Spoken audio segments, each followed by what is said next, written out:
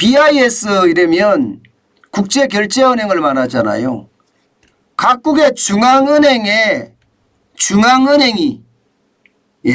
국제결제은행입니다. 각 나라들의 중앙은행이 국제결제은행이니까 국제결제은행의 중요도는 익히 아실 수 있겠죠. 그런데 이 국제결제은행에서 말입니다. 섬뜩한 경고를 했습니다. 이대로 가면 인플레이션 스파이럴이 온다 이렇게 말입니다. 정확한 이야기는요. 각국 중앙은행이 기준금리를 급격히 올리지 않는다면 급격히 방점이 있습니다. 세계 경제가 1970년대식 인플레이션 스파이럴에 빠질 수 있다 이렇게 이야기했습니다. 이걸 한번 보세요. 여기서 방점을 두는 것은요. 하나는 급격히고요. 또 하나는 70년대식 인플레 스파이럴입니다. 급격이라는 것은 금리를 지금처럼 올려서는 안 된다 이거예요. 빅스텝, 자이언트 스텝, 메가 스텝으로 가야 된다 이거예요. 지금 대한민국은 베이비 스텝이죠. 0.25%만 올리고 있잖아요.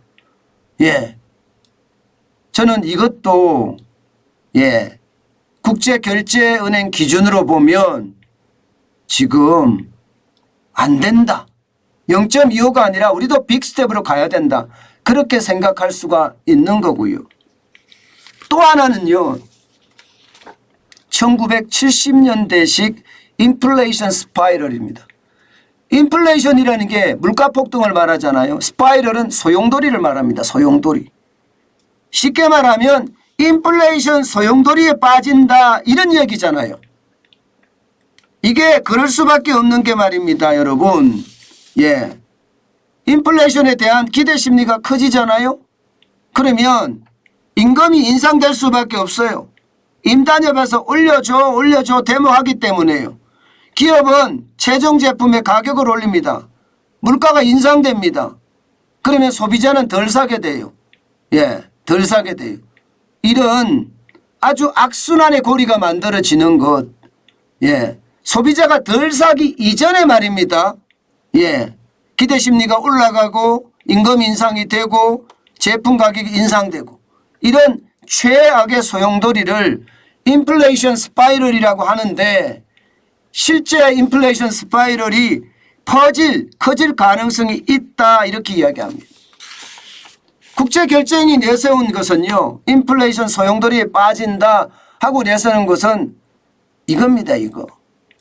실질금리가 추락하고 있다. 지금 마이너스로 내려가고 있다. 이렇게 말입니다. 대한민국만 하더라도 4월 기준으로 마이너스 2.7%입니다. 실질금리가 마이너스로 빠지게 되면 여러분 그만큼 상황이 좋지 않다는 이야기예요.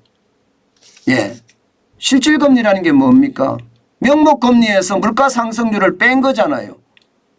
명목금리에서 물가상승률을 뺀 것이니까 이게 마이너스로 간다는 것은 물가상승률이 더 많이 올라간다는 이야기잖아요. 물가상승률이. 지금 당장 대한민국만 하더라도 4월이면요. 4.6% 올라갔을 때예요. 4.6%. 물가상승률이. 기준금리는 1.5% 정도고요. 그러면 이게 점점 커질 수밖에 없는 거죠. 문제는요. 물가는 계속 올라가는데 금리가 안 따라가 준다는 거예요. 금리가 따라가 줘야지 충격을 줄일 수가 있는데 물가는 많이 올라가는데 금리에 올리는 속도는 늦어진다. 이것은 결국 말입니다. 인플레이션 스파이럴에 빠질 가능성이 농후하다는 거예요. 자, 5월 기준으로 볼까요? 대한민국. 5월 기준으로 보면 말입니다. 지금 명목금리가 1.75%죠. 1.75%입니다. 여기에 물가상승률은 5.4%죠. 그러면 지금 차이가 어마어마하게 나죠. 어마어마하게 납니다. 적어도 말입니다. 얼마나 나면 3.65 정도 납니다. 3.65. 마이너스 3.65라는 것은 여러분 지금 금리를 굉장히 많이 올려야 된다는 뜻이에요. 그러니까 이 실질금리가 마이너스가 심각하게 되니까 이게 결국 엄청나게 올려야 된다는 겁니다. 근데 문제는요. 물가는 지금 더 오르고 있습니다. 개발도상국 기준으로 보면 5% 이상 가격이 오른 품목 비중이 4월 기준으로 68%입니다. 작년 말에 54.9%였는데 68%가 됐다는 것은 지금 물가는 더 빨리 오른다는 이야기잖아요. 그러면 거기에 따른 금리는 더 빨리 올려야 된다는 결론이 생깁니다. 그런데 우리는 지금 그렇게 올리지 못하고 있어요. 그렇게 올리지 못하고 있어요. 이렇게 됐을 때 인플레이션 소용돌이 빠진다는 거예요. 그런데 더 심각한 내용은요. 이렇게 또 실질금리가 마이너스가 됨으로 해서 급격하게 중앙은행이 금리를 올렸을 때 이제 부채가 터진다는 거예요. 재무가 붕괴된다. 재무가 붕괴. 경제 주체들의 재무가 붕괴된다. 가게도 그렇고 기업도 그렇고 국가도 그렇고요. 사실 가게만 하더라도 우리는 부채가 어마어마합니다. 1859조 4천억 원이라는 것은 절대 적은 수치가 아닙니다. 이게 문재인 정부가 가계부채 뻥, 기업부채 뻥, 정부부채 뻥 엄청나게 늘려놨어요. 그래서 윤석열 정부는 어떤 대책을 못 쓴다고 이야기할 정도로 있는 돈 없는 돈 다 갖다 퍼썼습니다. 이런 상황에서 말입니다. 이게 부채가 붕괴된다고 이야기하면 어떻게 될까요? 경제의 충격은 엄청나겠죠. 여기에 대해서 국제결제은행은요. 이제는 붕괴되는 거 어쩔 수 없다. 구조조정만이 답이다. 이런 이야기도 하고 있습니다. 게다가 더 심각한 것은요. 고물가가 고차가 된다 하는 결론까지 냅니다. 고물가가. 지금 인플레이션 심리가 그냥 정착해버리는 거예요. 그러면서 말입니다. 고물가는 당연한 듯 받아들인다는 거예요. 당연한 듯. 인플레이션 스파이럴이 시작이 되면 당연한 듯 받아들이고 그것이 말입니다. 결국 이게 물가 상승, 임금 상승, 물가 상승, 임금 상승 이런 악순환을 만들어낸다는 뜻입니다. 저는 이것을 보면서 말입니다. 물가를 못 잡으면 정부도 망한다는 이야기 제가 여러 번 말씀을 드렸죠. 정권이 뒤집힌다는 이야기도 말씀을 드렸습니다. 그럴 가능성 굉장히 높은 겁니다. 저는 물가 잡는데 모든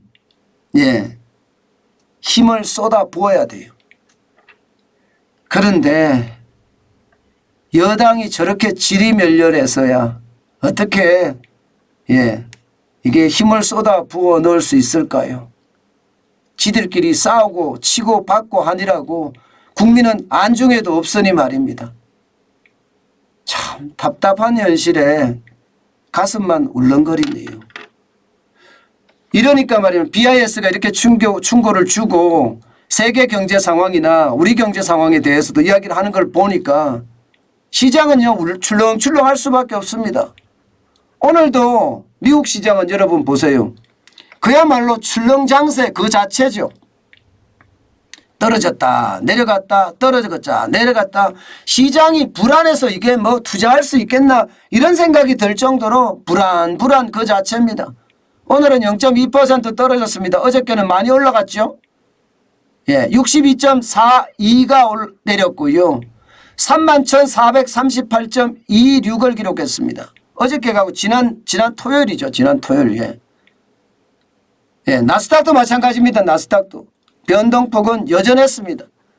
결국은 0.72로 떨어지고 말았는데 83.07을 기록했습니다. 11,524.55로 마감을 했습니다. 떨어진 지수가 87.07이었으니까요. 이게 전체적으로 시장의 불안감은 굉장히 더해지고 있죠. 지금 시장은요 이렇게 말입니다. 그야말로 롤러코스터 장세.